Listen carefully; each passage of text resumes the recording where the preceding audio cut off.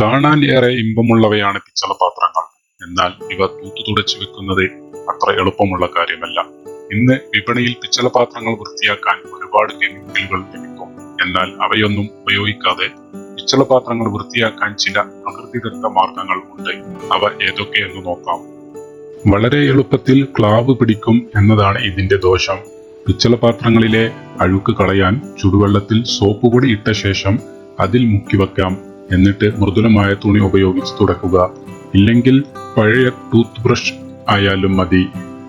പിച്ചളയിലെ ക്ലാവ് നീക്കം ചെയ്യാൻ വിനാഗിരിയും ഉപ്പും അല്പം പലഹാരമാവും എടുക്കുക.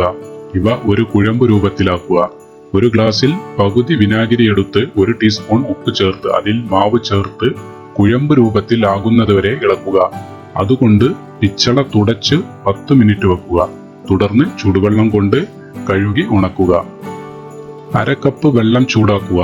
അതിൽ 2 ടീസ്പൂൺ ഉപ്പ്, വെളുത്ത വിനാഗിരി എന്നിവ ചേർത്ത് തുടച്ചാലും പിച്ചള പാത്രങ്ങളിലെ അഴുക്ക് പോകും. വെറും നാരങ്ങ നീര് കൊണ്ടും പിച്ചള പാത്രങ്ങൾ വൃത്തിയാക്കാം.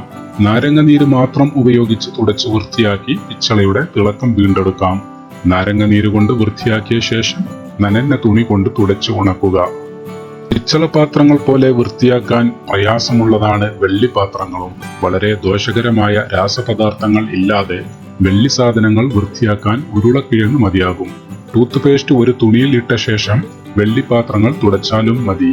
ഒരു അലുമിനിയം പാത്രത്തിൽ അല്ലെങ്കിൽ അലുമിനിയം തകിട് ഉള്ള പാത്രത്തിൽ വെള്ളി ആഭരണങ്ങളും മറ്റു വെള്ളി സാധനങ്ങളും വെക്കുക. അതിനുമേൽ ബേക്കിംഗ് സോഡ ഒഴിക്കണം.